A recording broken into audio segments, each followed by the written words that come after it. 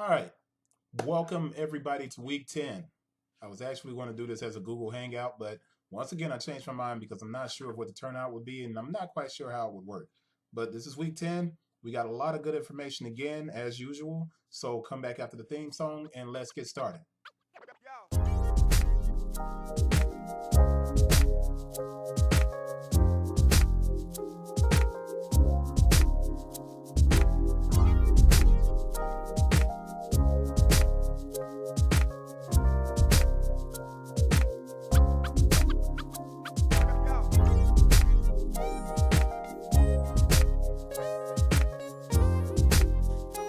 All right. Welcome back. Got to groove a little bit while that fades out. So it's week 10. You got your course outline and your syllabus. And on the course outline, the first thing that I have for 4/6, which is today's date, and for week 10 is back to the website. The reason I say back to the website is because you should be focusing on your website. Today's lecture deals with social media. I don't want to ramble. So I'm going to kind of present my thoughts as I wrote them. And that way I can remain on topic. But there's a lot that's going to be in this one. So get your pencil so you can take notes. I'll do the breakdown down here in the description and I'll put the time frame so you can click through to the time frame. But by now, you should have your business idea in process. So we're 10 weeks in, a lot of information. It's very hard to kind of do this without being face to face with you guys, but you should have your business in process. So if you're working on a candle company, right? You should have some sample products available. You should have your PayPal set up, which, I don't even think I've done a PayPal, but you should have a Square or a Squarespace store set up to accept payments. Well, I'll take that back. If you're setting up locally, you should have a Square card reader, right? Square. This is not an advertisement. I'm just showing the Square card. And you can plug it into your smartphone or you can plug it into your tablet and you can accept payments by credit card. And it's a very nice and efficient way for you to do that. And Square also gives you a storefront online. So if you wanted to sell online, you can do that as well. But you should have that store set up. If you're setting up locally and you're doing pop-up shops and flea markets, you can use that Square card reader. And PayPal also has a card reader that you can use. And that way you can accept payments by a credit card. You don't miss a sale. All right. But if you're not setting up locally and you're looking strictly at doing your online sales, then you should be like on an eBay or an Etsy or an Amazon. But you should be working on your website. So, well, let's say you're getting phone calls, but if you're not getting phone calls for your orders, you should be basically setting up the sale through your website. Um, I have to keep pausing because I have a dry throat. I had a cold. Apologize. If you're going to sell on your website, it's very difficult, but I don't want to get ahead of myself. You can be on Amazon or Etsy and eBay, like I said. There are newer platforms like Wish is one that I can think of right off the top of my head. But the biggest and the best of the online retailers is what I said, Amazon, Etsy, and eBay. Your website, however, which is why I started this off with back to the website, your website is your base. It allows you to control your message. Okay. Now, what I've learned over the last 5 years is that you can set up your site, your website, but gaining consumer confidence is extremely hard. Unless you have a product that people don't mind pulling their card, your credit card info out and purchasing through your site, it's really hard to make a sale through your website. I have an example. All right. So let's say I have a pair of shoes that I'm putting up on my personal website. I put them up for $150, and this happens often. I can take that same shoe and put it on my Amazon platform, which I pay for. I think it's $45 a month to pay for my store on Amazon. They take a 15% commission on every sale. So I increase the price on Amazon. So I can take the same shoe and put it up on Amazon for $250. The shoe will sell faster for $100 more on Amazon than it will on my personal website. Why is that? That's because consumer confidence is higher on the larger platforms. People are more comfortable with it, and they have their information saved in it, and a lot of this different stuff. So I guess the question that you would ask if we were sitting face to face would be, well, why would I spend my time building my website up? Well, this is the fact. People still use Google and Bing to discover information, right? And because I have a combination of different opportunities to sell on my website, a combination of different things to make money on my website, I can place my own purchase buttons on the website. I can also purchase Amazon Associates button for Amazon and earn ad revenue as well as sell through Amazon. I can put all of the different options for purchase on my website. So if someone happens to Google and find it, if they trust me, and then they'll buy it through my website and they'll get it cheaper. But if they look at it and they're like, no, I don't know, I want the protection of Amazon A to Z and all of these different claims and guarantees that Amazon gives the customer that I give you also, but people just tend to trust it, then they'll just go ahead and buy it through Amazon. And it may seem a little bit redundant to have an Amazon button on my website when I have also a Square payment button on my website or a PayPal button on my website. But like I said, most of the time, people already have their information saved inside of Amazon. So it only takes basically one click, and you'll go to Amazon right now and you'll see one click purchase. And if your information is saved, you click it one time and boom, that goes into the cart and you can purchase that item. So it's a lot faster. But I don't want to dwell on that for too long because that's 6 minutes in and I'm still talking about the website when today's topic is social media. So let me jump into the social media part of it because I do have an episode on my website versus Amazon, and that's episode 29 of what I'm doing right now. And I'm going to put the link right here. And you can click to it and go to it right now if you want to watch that and understand why I put everything on Amazon and on my website.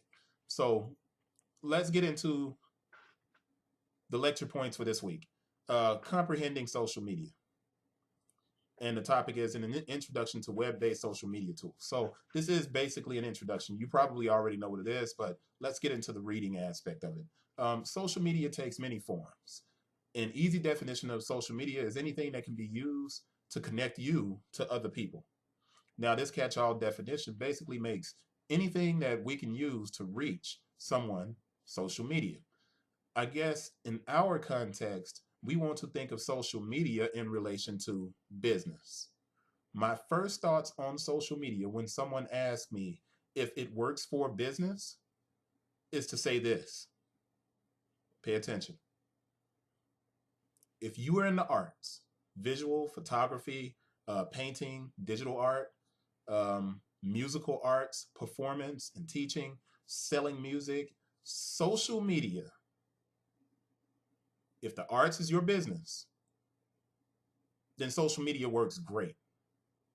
If you are building a business based on something that creates an emotional connection, like a nonprofit for human rights, or a business that connects groups based on a common interest, like a natural hair website, social media tends to work very well.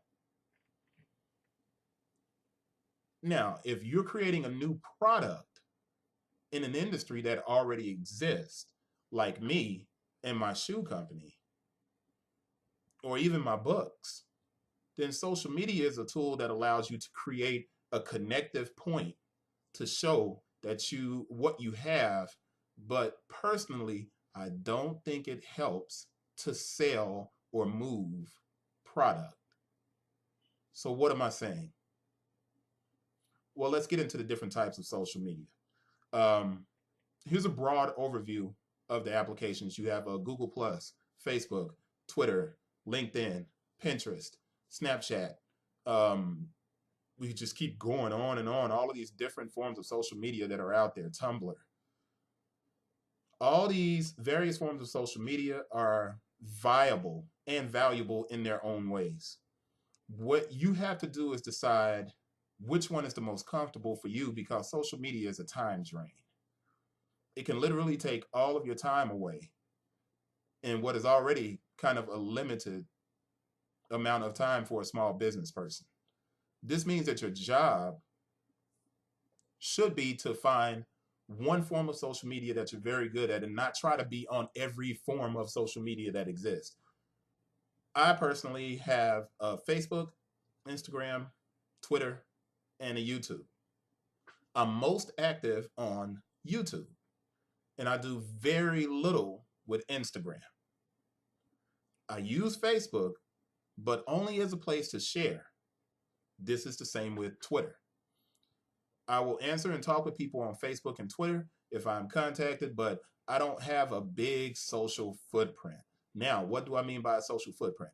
I don't have a lot of followers. I have about 1,100 followers on Facebook. I have about 1,500 on Twitter, maybe 1,200. I'm not even sure on Twitter. And then on Instagram, I probably have about 800 or 900. I'm not very active on my social platforms. So it could be said that I don't have a big social footprint, and that's why I don't sell a lot of things through social media.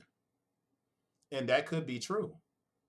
But if I spent time trying to build those platforms, it would take away from the work I'm doing creating content for my websites. And I got to go back to a couple of things here. I wrote 2 articles, and on your syllabus and your course outline, there are the articles are in your books in the 30-day project. So you can go in and read the articles there. Or you can go to the website and you can click this link and you can go and read the article, The Power of One Tweet. And then there's a second article that I have on the course outline and syllabus, and that's for social media. And it's I'm new to this, and that's about Facebook. And you can click this link to go to either one of those articles. So those articles, you need to read those. So go and take the time to read them and then come back and finish the video. Or you can go to it later, down here in the description. There'll be a link, so you can click on it and go and read it through the description as well. But this is why I say that focusing on social media for me does not work. Remember, everything I talk about is in regard to me. What I've realized by analyzing my stats on my website is people who visit my sites from social media spend very little time on the site. They also only visit that one page that I share. While the people who visit my site via direct traffic, that means they type it into the URL and they click return and they go to my website, or the people who search for something on Google or Bing, those people stay longer and they browse longer. That means if they actually organically find a website for themselves, then they'll spend more time on the website, which is basically increases the likelihood of me possibly selling something to that person. So this takes us back to the beginning of the lecture when I said that let's go back to the website. You should definitely spend more time building your website, even if your social footprint is really good. So some of you may already have a very good social media following. Even if it is very good, you want to work on your website. And this is why. When someone visits my site, I have the chance to earn revenue in a number of ways. If more people are finding and staying with me longer through direct and search-based traffic, social media becomes basically my last line of potential sales. Should you have a social media platform? Definitely. But in my experience, it is a little, social media is basically the little bit extra in your ammunition clip. And it should not be the first gun that you would go to in a battle. All right? Your gun should be your website. And you should have another platform where you sell things. But social media should be in addition to. All right? Really, that's it. That's the foundation of this discussion and this lecture.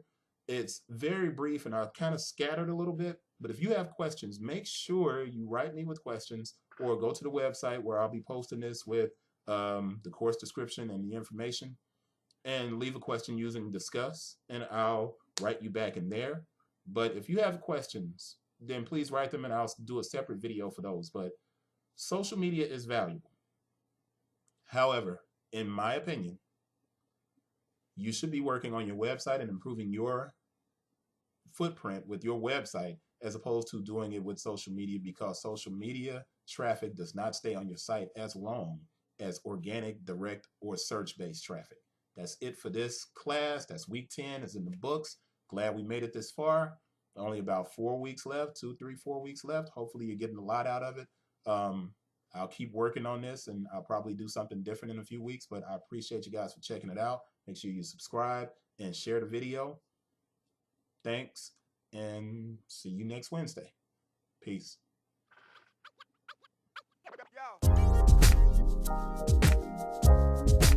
Yo.